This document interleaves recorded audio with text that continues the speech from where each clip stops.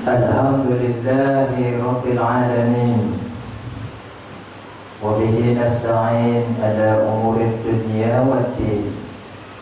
Ashhadu an la ilaha illallah wahdahu la syarika lah, wa ashhadu anna Muhammadan abduhu wa rasuluhu sallallahu alaihi wasallam, la nabiyya ba'dah.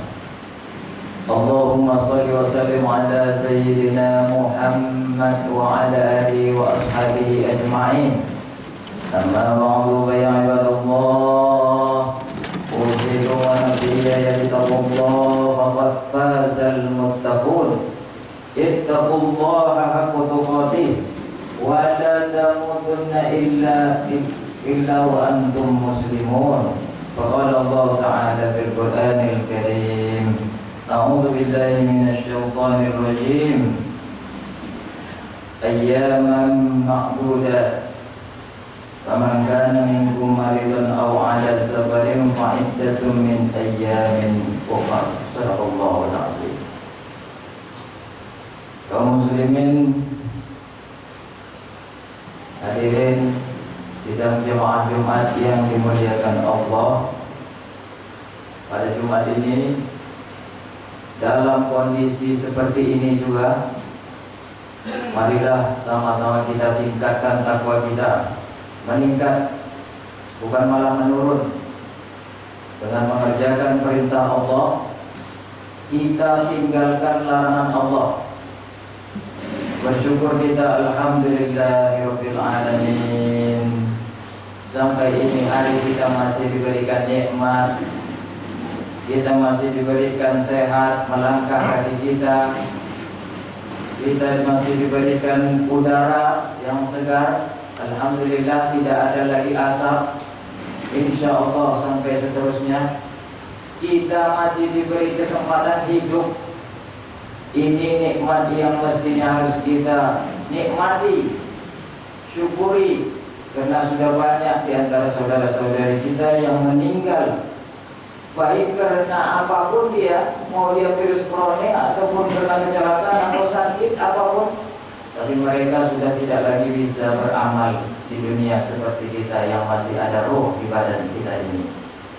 Salawat beriringkan salam, marilah kita kirimkan kepada junjungan alam Nabi kita, Nabi besar Muhammad sallallahu alaihi wasallam.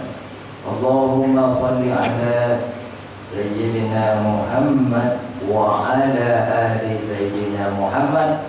Assalamu alayka ayyuhan nabiyyu wa rahmatullahi wa barakatuh.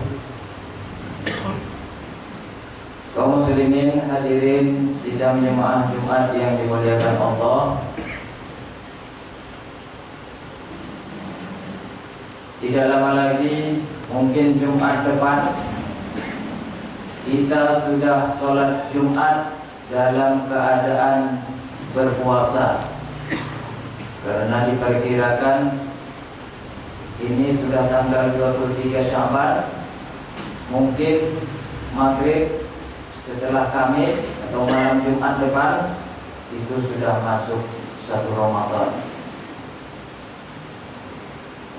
Ada perintah Allah, ialah diwajibkan kita untuk berpuasa sebulan lamanya.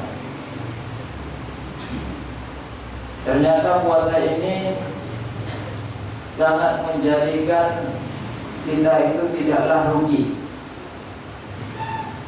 Luqman Hakim menasihati anaknya, "Hai anakku, jika perutmu kenyang, maka tidurlah pikiranmu. Sirna kecerdikanmu, anggota tubuhmu enggan beribadah." Ali bin Abi Thalib berkata, "Manakala perut penuh, maka kamu adalah orang lumpuh." Sahabat Umar menambahkan, "Barang siapa banyak makan, maka ia tidak akan mendapatkan kenikmatan zikir kepada Allah." Ini artinya obat hati, obat jasmani adalah puasa. Maka benarlah kalau dikatakan bahwa puasa itu adalah menyehatkan. Sumu tasihu, puasalah kamu supaya kamu sehat. Pertama, dimensi teologis atau spiritual. Karena adanya puasa ini akan menjadikan manusia itu selalu memohon kepada Allah. Kalau dia misalnya tidak puasa, tentu banyak memikirkan dunia. Tapi kalau dia puasa, itu mudah-mudahan dunianya sedikit dipikir, tapi dijalani saja. Namun kedekatannya kepada Allah lebih. Makanya ketika bulan Ramadan orang lebih banyak beribadah dibanding bulan-bulan lain. Dan efeknya apa? Saya mengatakan semakin takwa kita manusia ini, maka semakin murah rezeki kita. Yang kedua, ada dimensi sosial. Tumbuh kesadaran dalam batin untuk peduli dengan aspek-aspek sosial kemanusiaan, serta kita merasakan betul begini rupanya orang miskin, susah, dia kerja, panas, tapi dia mendapat hasil yang sedikit. Maka diperintahkan juga di bulan Ramadan itu membayar zakat. Bukan hanya merasakan mereka yang lapar, tapi dibayar juga zakat. Itu hukumnya fardu, baik zakat fitrah dan juga zakat mal. Karena zakat mal lebih besar nominalnya daripada zakat fitrah. Dimensi mental, dengan puasa akan melahirkan mental yang tegar dan tahan banting. Nabi Muhammad pertama kali perang Badar itu di bulan puasa. Kita Indonesia merdeka 17 Agustus itu juga di bulan Ramadan. Banyak rupanya kejayaan kemenangan umat Islam itu rupanya terjadi ketika mereka dalam perut lapar, artinya dalam bulan Ramadan. Tidak mesti perut lapar, loyo, kita tidak semangat kerja, tidak tahan banting, tidak tegar. Ini bukan mental umat Islam yang kuat. Keempat, ada dimensi akhlak. Menjalankan ibadah puasa tentu kita harus menjalankan yang lainnya.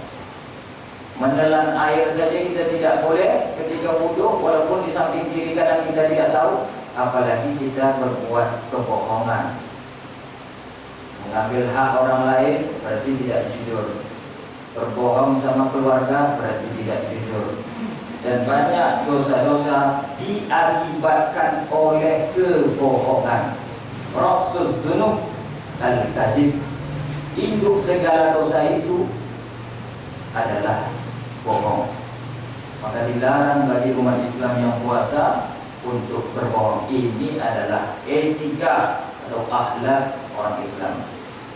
Termasuk juga saya katakan, insya Allah nih, kalau kita puasa Ramadan nanti, ketakutan kita yang kayak gini sekarang ini akan tidak sama seperti sekarang ini. Kenapa kita ini lebih-lebih takutnya? Bukan hanya media yang sering menceritakan, baik dari TV, handphone kita ataupun koran, tapi kita kebanyakan juga takut karena kita takut matinya. Karena corona itu bisa mematikan itu. Kalau flu-flu lain tidak mematikan, maka kurang takut kita. Kenapa kita takut mati? Berarti kita masih ada hubbud dunia, kecintaan kita yang berlebih kepada dunia. Dengan datang bulan Ramadan, insya Allah seminggu lagi, fokus kita ibadah, fokus kita Allah, fokus kita berbuka, fokus kita yang kepada berita-berita corona yang akan terpecah.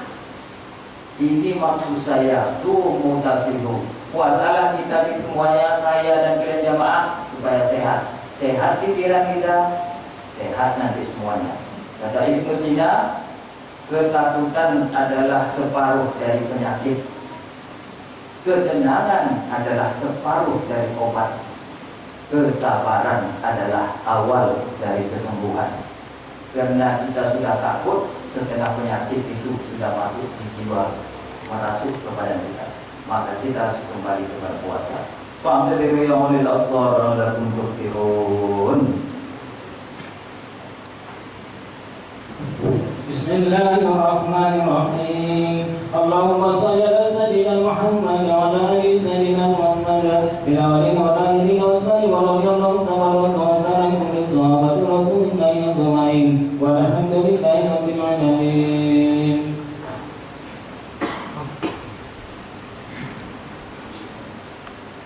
Alhamdulillahi rabbil alamin.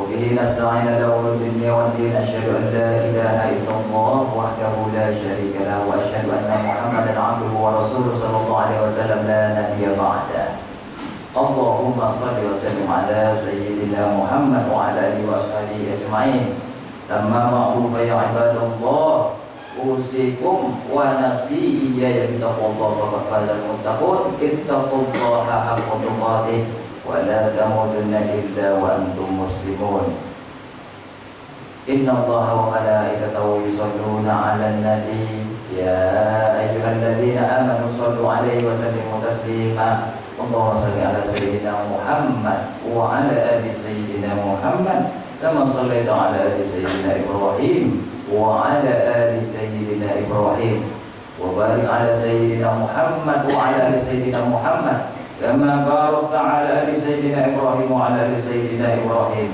في العالمين إنك حميد مجيد اللهم اغفر للمسلمين